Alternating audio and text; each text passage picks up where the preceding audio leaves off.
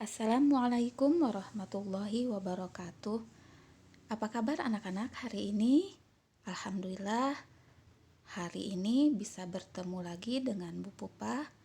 Mudah-mudahan semuanya sehat dan masih tetap semangat belajarnya. Hari ini kita akan melanjutkan pembelajaran kita bahasa Indonesia tema 3 tentang benda-benda di sekitar. Anak-anak, seperti biasa, sebelum kita mulai, marilah kita bersama-sama membaca basmalah. Bismillahirrahmanirrahim. Untuk pembelajaran kita kali ini, tujuannya yang pertama, anak-anak dapat menjelaskan pengertian benda, jenis, asal, dan pengelompokan benda. Kemudian, anak-anak juga dapat menjelaskan ciri-ciri benda. Dan anak-anak dapat menentukan bahan pembentuk benda, kelemahan, kelebihan, dan contoh benda. Sekarang kita mulai ya. Ada yang tahu apa itu benda? Benda adalah segala sesuatu yang menempati ruang dan memiliki massa atau berat. Benda dibagi dua jenis. Yang pertama, ada benda hidup, dan yang kedua, ada benda tidak hidup atau benda mati. Contohnya benda hidup. Nih, ada 3, manusia, hewan, dan tumbuhan. Sementara benda mati banyak sekali yang ada di lingkungan kita, yang ada di sekitar kita. Meja, kursi, bola, lemari, pensil, buku, handphone, tas, dan sebagainya yang ada di sekeliling kita itu kebanyakan itu merupakan benda tidak hidup atau benda mati. Nah, benda juga ada yang terbentuk di alam dan ada benda yang dibuat oleh manusia. Jadi benda itu ada yang sudah ada secara alami, udah ada di alam, dan ada benda yang memang dibuat oleh manusia, diadakan. Contoh benda yang terbentuk dari alam. Nih, tanah. Itu tanah tidak diciptakan atau dibuat oleh manusia, tapi diciptakan langsung oleh Allah Subhanahu wa Ta'ala, sudah ada di alam. Kemudian pasir. Pasir juga tidak dibuat oleh manusia, tetapi sudah ada di alam, ciptaan Allah Subhanahu wa Ta'ala. Kemudian ada batu. Batu juga itu bukan diciptakan atau dibuat oleh manusia, tetapi sudah ada di alam, sudah tersedia di alam. Air. Nih, air juga tidak ada yang bisa membuat air ya. Air itu sudah ada di alam, sudah tersedia di alam, diciptakan oleh Allah Subhanahu wa Ta'ala. Nah, sekarang apa saja benda buatan manusia?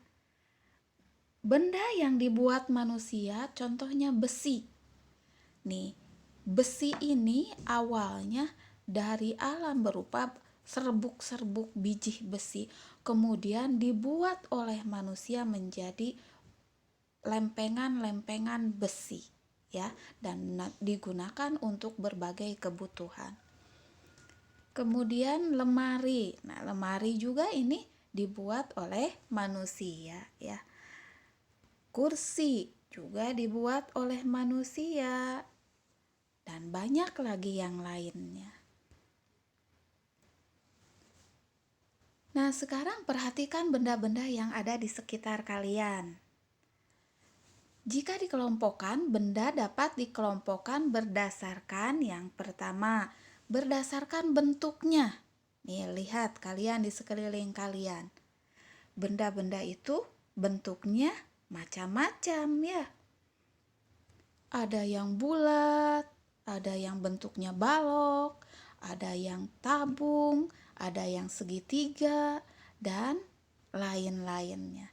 Bisa lihat kalian sekeliling. Di depan kalian ada meja. Mejanya bentuknya segi empat.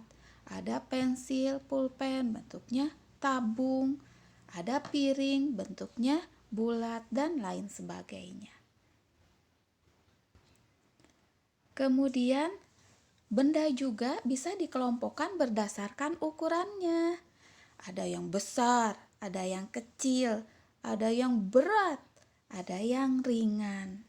Ya, itu benda-benda di sekeliling kita. Kemudian dikelompokkan berdasarkan juga warnanya. Ya, lihat benda-benda di sekitar kita, warnanya ada yang merah, kuning, hitam, putih, dan lain-lain ya. Biru juga ada. Nih, itu berdasarkan warna. Nah, kemudian ciri-ciri benda. Bagaimana sih ciri sesuatu itu disebut benda? Yang pertama, memiliki massa. Yang kedua, memiliki volume. Nah, sekarang kita akan bahas apa itu massa, apa itu volume. Massa benda adalah banyaknya materi yang terkandung pada benda tersebut. Beratnya, ya, massanya. Nih, itu ada berapa? Itu massa, ya.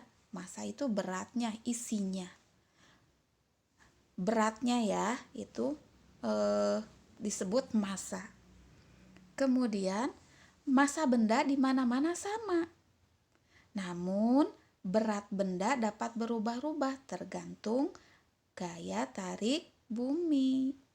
Jadi massa benda itu sama, di mana-mana sama.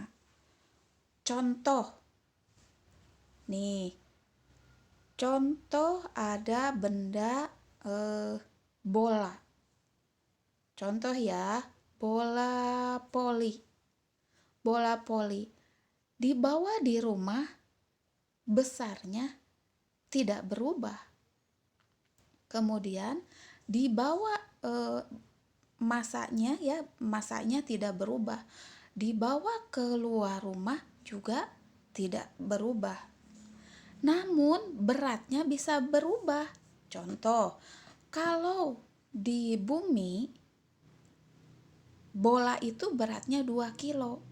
Maka kalau dibawa ke bulan itu akan melayang, mungkin beratnya hanya beberapa gram saja. Karena di bulan tidak ada gaya tarik bumi. Jadi itu disebut massa. Jadi massa benda itu di mana-mana juga tetap sama. Yang berubah itu, yang beda itu beratnya. Gaya tarik bumi disebut gaya gravitasi. Contoh, massa tubuh di bumi atau di bulan akan sama, ya, massanya sama.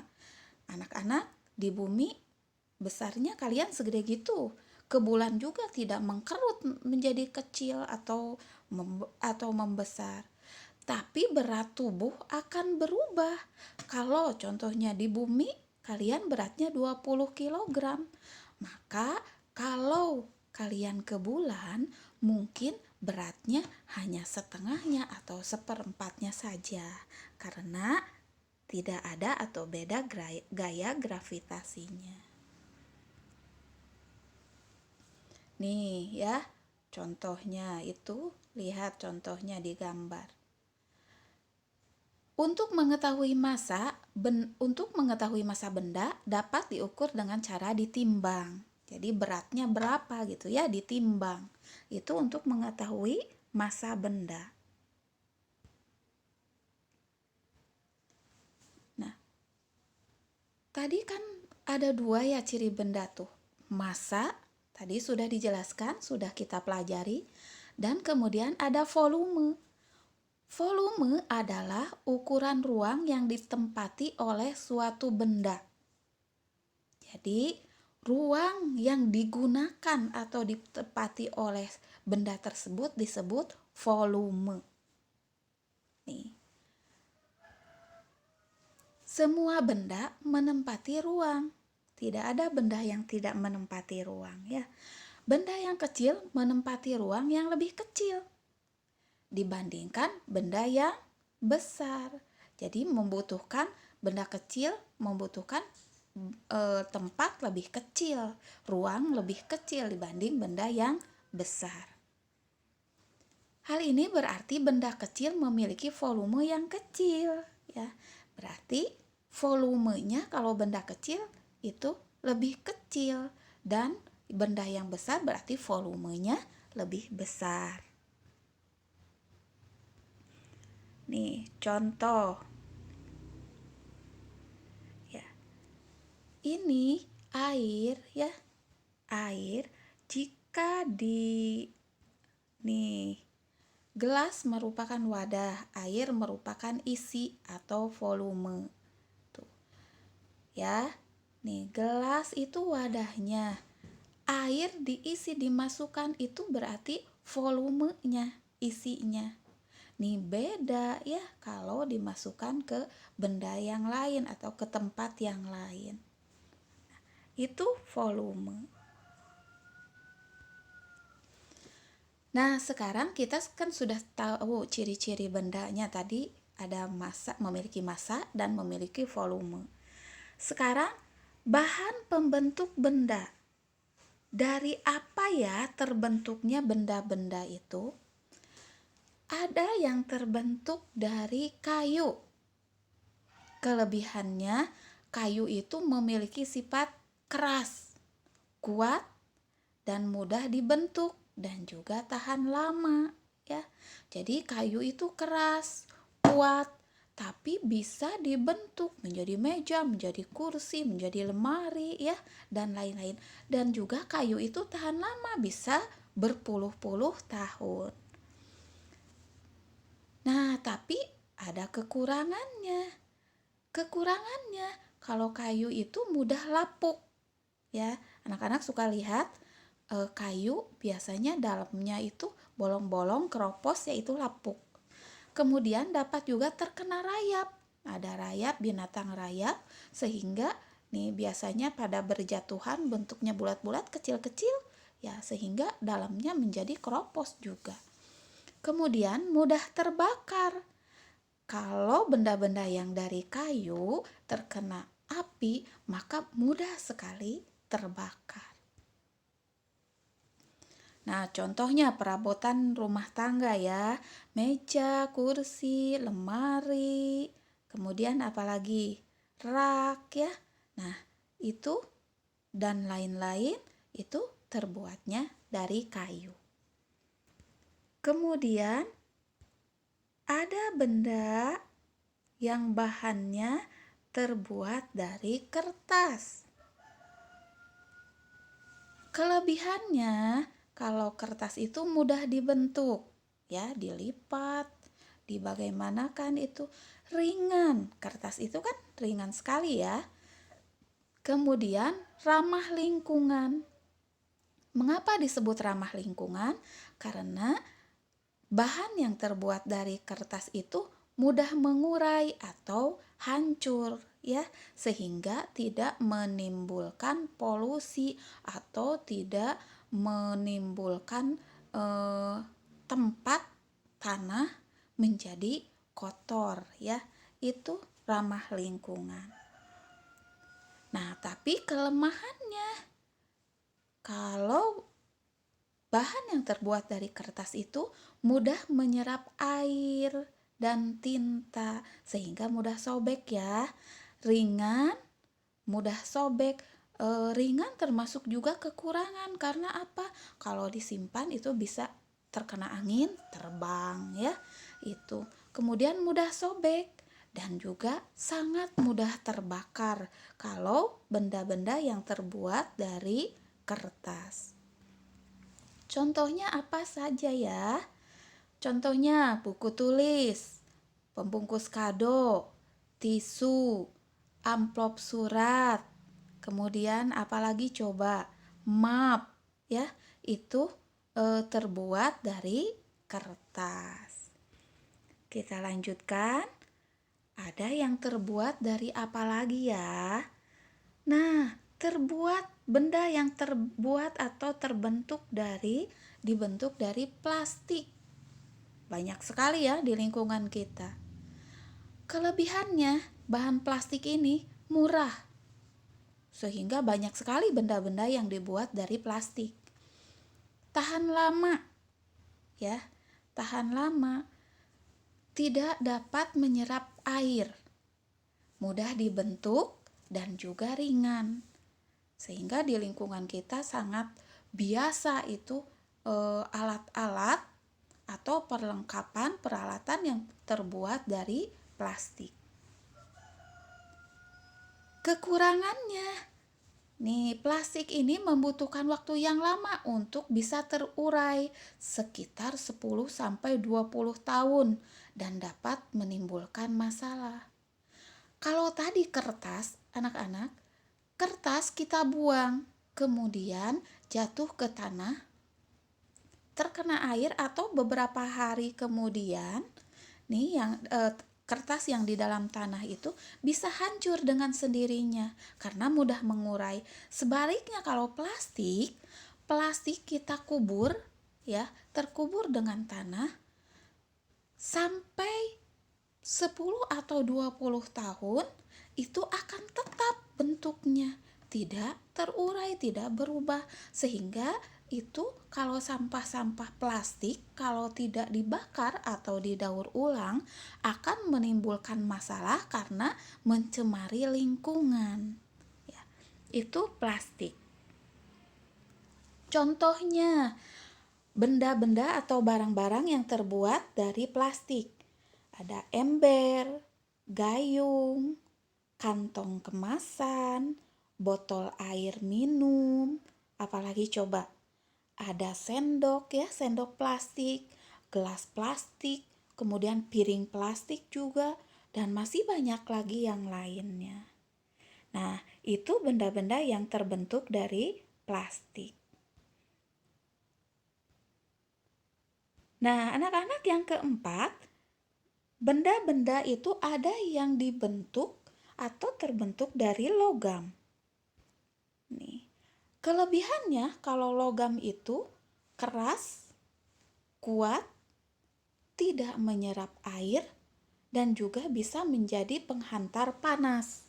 Ya, sehingga banyak digunakan sebagai alat-alat dapur.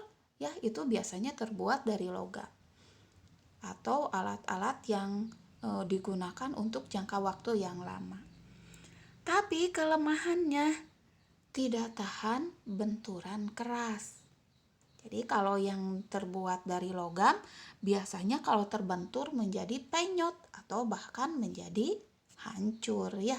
Penyok atau hancur itu bahan-bahan yang terbuat, benda-benda yang bahannya terbuat dari logam.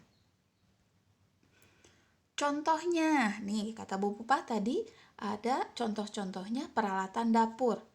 Panci, wajan, teko, itu terbuat dari logam karena apa? Mudah menghantarkan panas. Sehingga masak ya kita menggunakan benda-benda yang terbuat dari logam tersebut. Nah, itu ya. Nah, yang kelima, ada benda yang bahannya yang terbuat dari kaca. Kelebihannya, kalau yang terbuat dari kaca itu bahan-bahannya benda-benda yang terbuat dari kaca memiliki sifat kedap air, ya. Jadi, air itu tidak bisa menyerap, kedap air dan tembus cahaya. Jadi, kalau ada cahaya kena kaca itu tembus cahayanya masuk ke dalam, sehingga kita rumah di depannya, di sampingnya, di samping, depan itu dipasang kaca supaya apa? Cahaya dari luar masuk ke dalam rumah, sehingga kalau siang hari di rumah itu di dalam rumah tetap terang karena cahaya masuk melalui kaca. Kelemahannya kalau kaca itu mudah pecah ya. Anak-anak, kalau terbentur sedikit, kaca itu pecah. Sehingga harus sangat hati-hati. Benda-benda yang terbuat dari kaca, contohnya piring ya, dari kaca ada mangkuk, gelas, akuarium. Tadi kaca depan rumah juga ya, itu terbuat dari kaca. Nah, itu ada akuarium ya. Yang keenam, bahan pembentuk benda itu ada karet. Karet itu kelebihannya lentur, keras dan tidak menghantarkan panas, dapat memantul dan dapat diisi udara. Itu karet, banyak ya kelebihannya karet. Tapi kelemahannya mudah rusak karena panas. Coba anak-anak memiliki benda yang terbuat dari karet. Contohnya apa coba? Contohnya bola.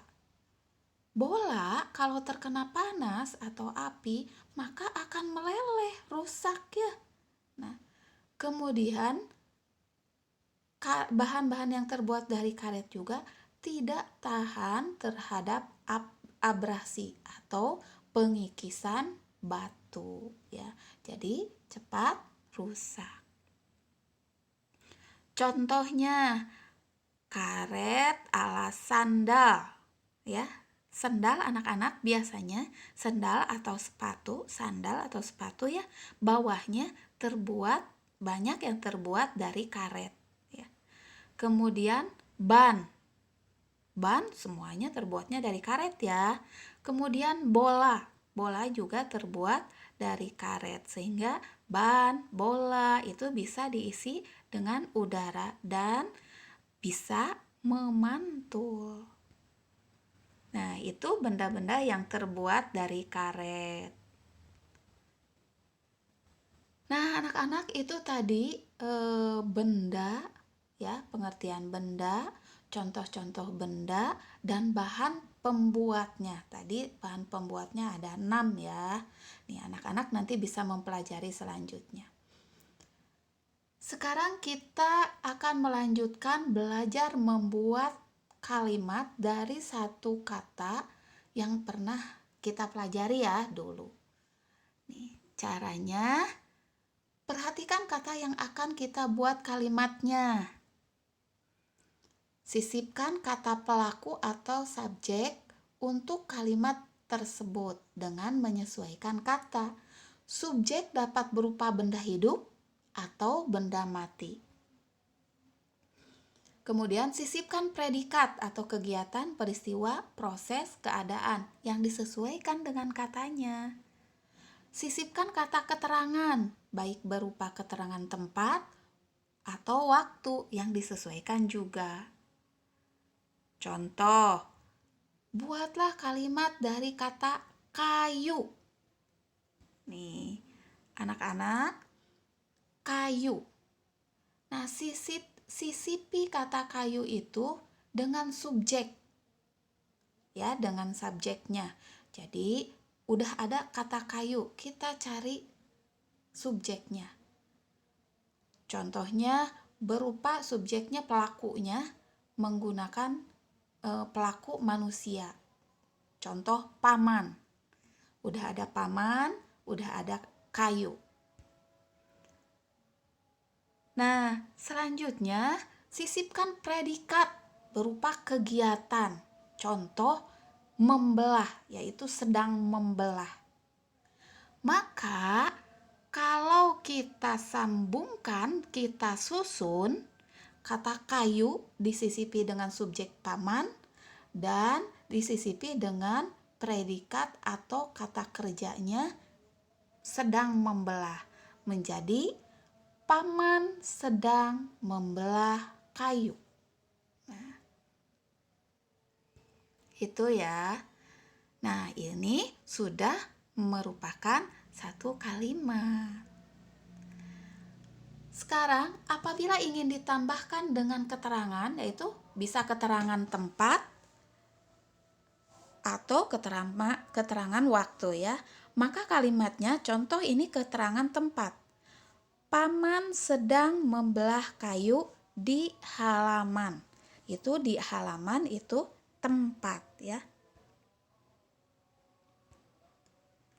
Nah, anak-anak, kita sudah mempelajari tadi tentang benda, macam-macam benda, bahan pembentuk benda, dan barusan terakhir kita sudah mempelajari cara membuat kalimat dari suatu kata yang sudah disediakan. Sekarang anak-anak, saatnya anak-anak berlatih ya. Silahkan kalian mengerjakan buku siswa tema 3 halaman 43.